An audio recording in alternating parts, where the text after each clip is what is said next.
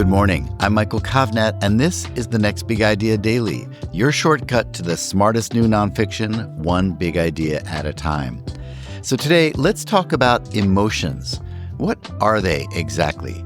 Emotions more or less run your life, pushing and pulling you from one mind state to the next all day long.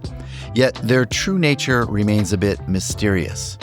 Are emotions physical sensations in the body? Are they ancient instincts? Or are they just brief glitches in our otherwise rational minds? Mark Brackett has spent his career chasing that mystery, and what he's found is that emotions aren't enemies to suppress or distractions to ignore. They're signals, powerful ones, that can help us live, work, and connect more wisely. Mark is the founding director of the Yale Center for Emotional Intelligence, and in his new book, Dealing with Feeling, Use Your Emotions to Create the Life You Want, he shows us how to turn emotional confusion into clarity. Mark joins us with some of his big ideas right after this quick break.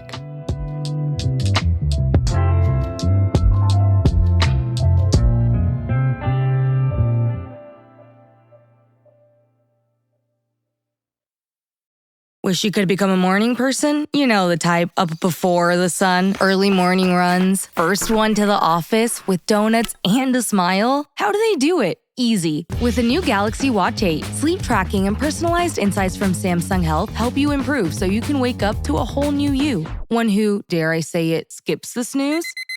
It's possible. Train your sleep with Galaxy Watch 8. Learn more at Samsung.com. Requires compatible Samsung Galaxy phone, Samsung Health app, and Samsung account. This episode is brought to you by Nespresso and Samra Origins by the Weekend Coffee Collection. Introducing Samra Origins. My collaboration with Nespresso is a connection to my roots, to my mother, Samra. Coffee that hits the right notes. It transports you. Crafted with unique notes and bold, soaring flavors. Experience a taste that moves you. Nespresso and Samra Origins. Discover more at Nespresso.com. Hi, my name is Mark Brackett. I'm the founding director of the Yale Center for Emotional Intelligence and a professor in Yale's Child Study Center. I'm the author of Permission to Feel, and my latest book is Dealing with Feeling. Today, I'm excited to share 5 of the key insights from that book. Insight number 1, we need to give ourselves permission to feel. Most of us grew up hearing things like, stop crying, or don't be so sensitive, or just shake it off. And so, we learned, explicitly or implicitly, that emotions are problems to avoid, not signals to explore. But here's the truth. When we ignore or suppress our emotions, we don't make them disappear. We just turn them inward. And we know that that can lead to anxiety, chronic stress, headaches, digestive issues, sleep problems, and even long-term impacts on our physical and mental health. It also makes it harder to connect with others and regulate effectively. Giving yourself permission to feel means embracing all emotions, pleasant and unpleasant, with curiosity, not judgment. It means saying to yourself, this is how I feel right now, and it's okay to feel this way. Let me understand it. That moment of acknowledgement is the gateway to healing, growth, and making wiser decisions. Remember, emotions are not weaknesses, they are data. When we approach emotions with empathy for ourselves and others, we create the conditions for insight and resilience. The challenge is that only 1/3 of people report having permission to feel when they were young. My question for all of you is, what will it take to ensure that we all feel as if we have permission to feel? Insight number 2, emotion regulation is 100% learned. Think about this. Where did you learn how to manage your emotions? Was it through watching your parents? Was it from teachers, friends, television? Maybe no one ever taught you directly, but you still learned. We all did. So now ask yourself, on a scale from 1 to 5, how much emotion education did you get growing up? And how much of that education actually helped you develop effective strategies? My research shows that only about 10% of people feel as if they got a solid education in emotion regulation at home, and even fewer said they got it at school. And if you're like most people I talk to, Your default strategies, especially in moments of stress, might include things like avoidance, yelling, eating, scrolling, numbing, blaming others, or even blaming yourself. And that's not a character flaw. It's just what you learned. But here's the good news. Because emotion regulation is learned, it can be relearned. You can upgrade your emotion regulation strategies. Strategies like deep breathing, labeling emotions accurately, positive self-talk, reframing situations, or reaching out for support. These are all teachable, learnable, and they really work. But they require intention, practice, and sometimes unlearning what no longer serves you. Insight number 3. Breathing is necessary, but not sufficient. Yes, breathing is a powerful tool, and I teach it to everyone, from kindergartners to CEOs. There's a science behind it. Conscious breathing activates the parasympathetic nervous system, helping us move from fight or flight to rest and digest. It deactivates our stress response and creates the space for wiser choices. That's why I call it the master strategy. But here's the kicker. It's only the beginning. The real transformation happens after the breath. Once you've calmed your body, what do you do with your mind? What story do you tell yourself? What action do you take? Breathing helps you press pause, but it doesn't solve the problem. That takes reflection, strategy, and sometimes courage. I'm thinking now of a story in my own life where I was really activated. I took my deep breath, and then I said to myself, now it's even clearer why I can't stand you. So again, the breath is only the beginning. The other day I was visiting a middle school classroom and asked a student what he'd do if someone was mean or hurtful to him. He said, I take a deep breath. I said, that's great, but what's next? And the challenge is he couldn't answer. So yes, we want to breathe, but don't stop there. The breath is the bridge. What's on the other side is where the real work begins. Insight number 4, you are what you think. Let's be honest. When you make a mistake, what's the first thing you say to yourself? Do you say, I'm such an idiot? Or do you say, hey, everyone messes up. It's okay. I can apologize, learn from it, and move on.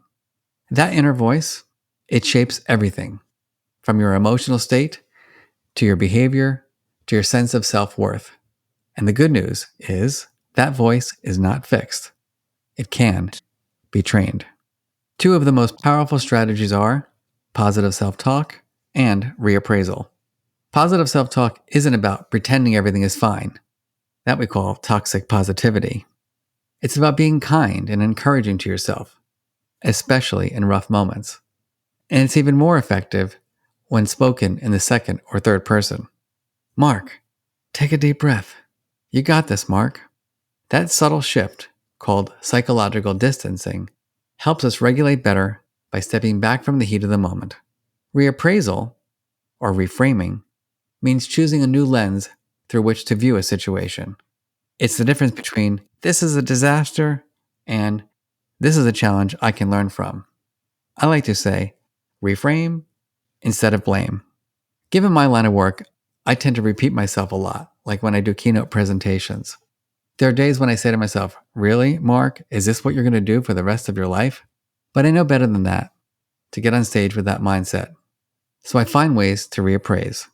For example, recently I gave a big talk at a tech company and was going down that dark path. And then I switched the dialogue in my head to, Mark, you're going to present your life's work to over 1,000 engineers, managers, and leaders. Think about the impact you can have on their personal and professional lives. And with that mindset, I gave one of the best talks ever.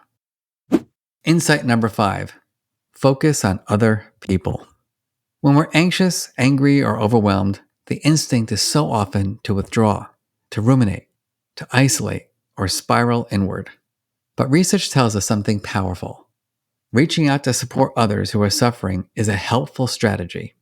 It's not just good for them, it's healing for us, too. It might even sound counterintuitive, but trust me, it works. It's a form of co-regulation. When we help others manage their difficult emotions, we simultaneously help regulate our own. It feels good to be helpful. Parents do this with their children all the time. but it's just as relevant in friendships, workplaces, and partnerships. When you show up for someone else with empathy, patience, and presence, you also create connection. You model emotional intelligence. And your kindness has the potential to have ripple effects. Even witnessing someone else being emotionally supportive can inspire others to do the same. So, next time you're feeling low, ask, who else might be struggling? And how can I help them, even in a small way? You might just find that helping someone else is the most effective way to help yourself. Thank you, Mark. All right, everyone, pick up a copy of Dealing with Feeling using the link in the episode notes. That's our show for the day. If you got something out of it, please leave us a rating or review so others can find it too. And make sure you go to nextbigideaclub.com to find out about our hardback subscription club, where we send you the best new nonfiction books as selected by our curators Malcolm Gladwell, Susan Cain, Adam Grant, and Daniel Pink. And if you use the code DAILY, you'll get a nice 20% discount. So go to nextbigideaclub.com and use the code DAILY. I'm Michael Kovnat. I'll see you tomorrow.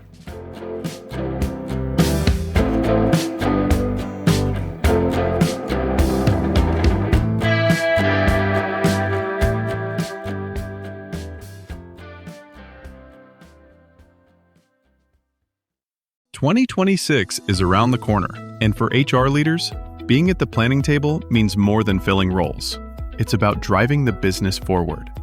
The Predictive Index reveals the hidden drivers of people challenges and successes, giving you the power to steer your talent strategy in the right direction. Backed by 70 years of behavioral science, PI consistently gives HR the edge to lead with confidence.